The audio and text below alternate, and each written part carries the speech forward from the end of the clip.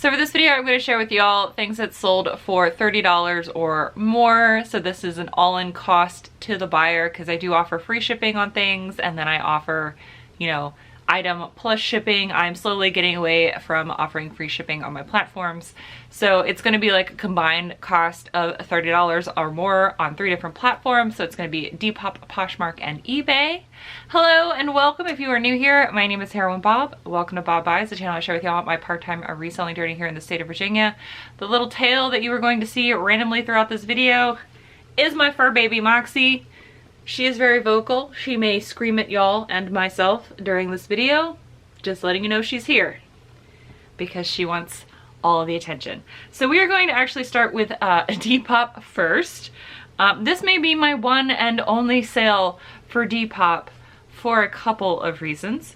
So as far as the seller and buying experience on Depop, it seems to be very straightforward. This is my first sale on Depop. That cottagecore April Cornell dress that I said was going to sell for $50 sold for $50 on Depop. It sold within about 48 hours of me listing it. And it was pretty straightforward. It was all right that I did like my own shipping for free because I'm an idiot. I did not realize that that was the option I'd selected, but they paid for me. So they pay for it via PayPal. And then you're supposed to, you can either message them the tracking number, or like it has a separate menu in the app to do the tracking number. It's weird. And then I paid like $4.02 for shipping. Depop took their $5 out. So like the $50, I still made, you know, $30+ of profit, which you guys will hear about in my next video, which will break down all of my actual like net sales for June. And I was like, all right, so this woman asked me a bunch of questions about this dress prior to me shipping it out. And I was like, cool, no big deal. And then she gets it and I get a review, and it's a 1-star review. And I'm not going to share this person's name. I'm sure it's public, so you can figure it out for yourself if you really want to look for it. But like, I was floored. I have sold at this point hundreds, if not thousands of things on various different platforms. I wash everything that I send in free and clear detergent because I am allergic to literally everything. And in true cottagecore fashion for this dress, I line dried it.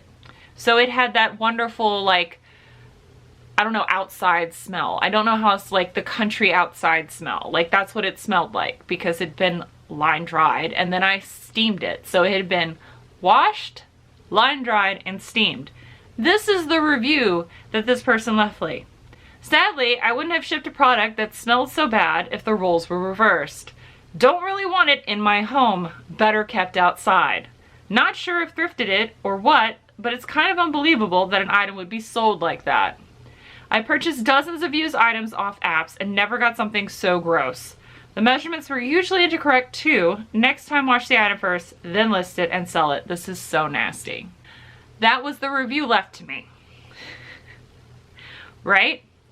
So, of course, my response to them, well, my first response was to send it to my girls in my group chat that I'm going to go visit later this month, and was like, what is Depop and why are people rude? Like, why wouldn't you message me? You sent me a dozen questions prior to buying the item about asking about the item. Why wouldn't you message me first? Besides leaving like the nastiest review, right? And so here, I'm bringing this up. I'm like still mad about this. I'm mad about this for a very specific reason. All right, so again, did not message me, right? So I sent them a message saying it was washed and line dried outside. If you would like to send it back, I would be happy to send you a return label and then give you a full refund. I sent that message at night, went about my evening, as you do, and the next morning I woke up and my review was gone. Had 0 stars. The review had vanished into thin air. So if this person has bought many of items from various apps, they may have gotten something from someone else and decided to leave me the nasty review. Or it could have been that they didn't want to return it and they were just being a butt. I don't know. I know that my friend Gorgeous, who was in our group chat, said that, you know, she's had that happen on Depop before where someone left a nasty review and then she reached out to them and they were like, I'm so sorry, it was for the wrong item.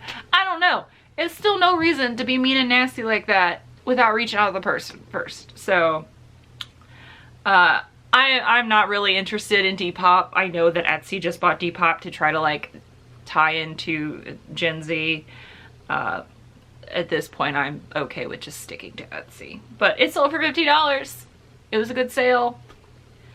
I would probably not continue on Depop. That was my one sale on Depop after being on the app for 5 months, and that's the first sale I make. No, thank you. I'm good.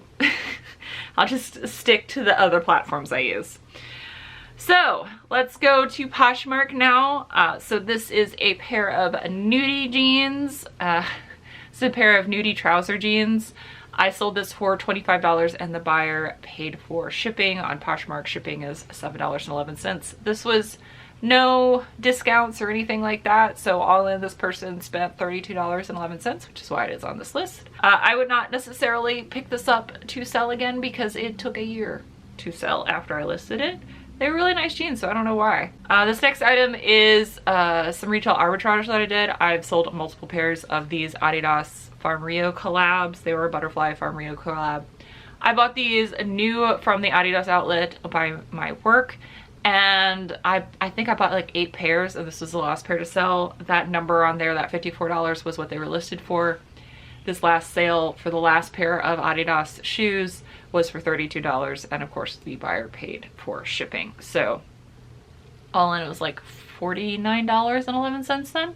So really happy about that sale and get all those out of here. I was surprised because like Farm Rio is the Farm Rio Adidas collabs. They've collabed on multiple lines for multiple seasons. I don't know why this one took so long to move. Most of the rest of them have moved really well. So would I pick up an Adidas Farm Rio collab if I saw it at the outlet again? Yeah, absolutely. Absolutely.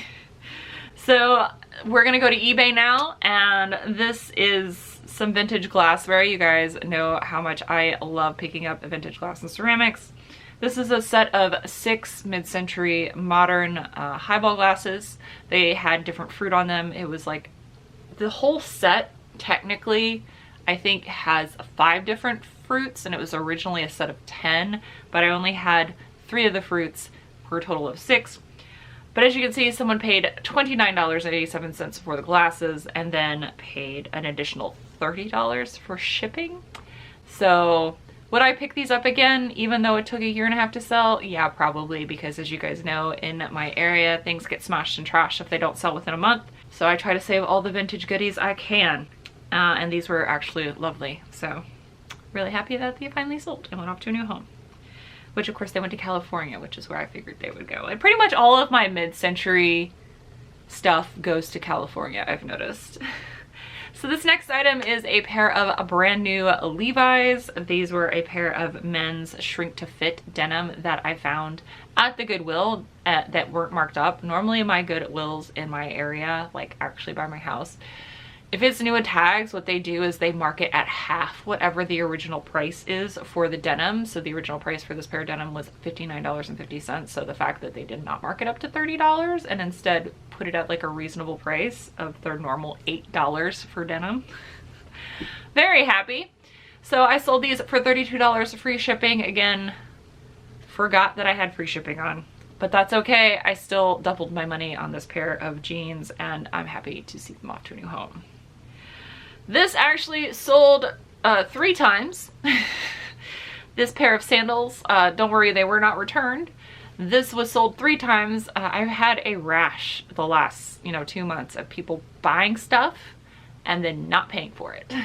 So they have auto canceling now for eBay. So the first 2 times it sold, it auto canceled because after 4 days the buyer did not pay for it. And so the person who finally paid for it paid for $24.87 and then paid $8.55 for shipping. So they went off to a new home and they finally are out of my house and someone actually paid for them. This next item is a vintage Wagner ware. I love picking up vintage cast iron. It's so rare for me to find it at a reasonable price in my area for resale, but the buyer paid $29.64 and then $11.40 to ship it to Kentucky. This went overseas somewhere through the global shipping program. So somebody probably paid like $60, $70 for this Wagner ware skillet. And I definitely, if you can find vintage cast iron, not just, you know, frying pans and stuff, if you can find vintage cast iron like gardening things and furniture, those are also good sellers, just so you know. This next item I picked up from a recent estate sale. This is a Sundance catalog size large tunic. The buyer paid $25 on an offer and then paid $5.95 shipping, meaning the buyer's all-in cost was $30.95, which is what's on this list. I paid less than $1 for it. This next item is something I paid $4 for it at an estate sale. I did not video. It was a surprise estate sale that my partner took me to. I found good vintage Pendleton. So this is a 100% virgin wool vintage Pendleton. I learned how to get mothball smell out of clothing to sell this item. But it sold for $35 and the buyer paid $8.55 for shipping, and it sold within a week of listing it. So really good sale there. This next item is a pair of brand new Skechers. I paid less than $1 for this at the Air Force Retirees estate sale. Paid $20 for it and $12.84 for shipping. So the buyer's all-in cost is $32.84. This next item, whew, was I happy when this got paid for. So this is a vintage Gap men's 2XL faux Sherpa lined denim trucker jacket. That's a lot. That's the full title. Hooray, I can read.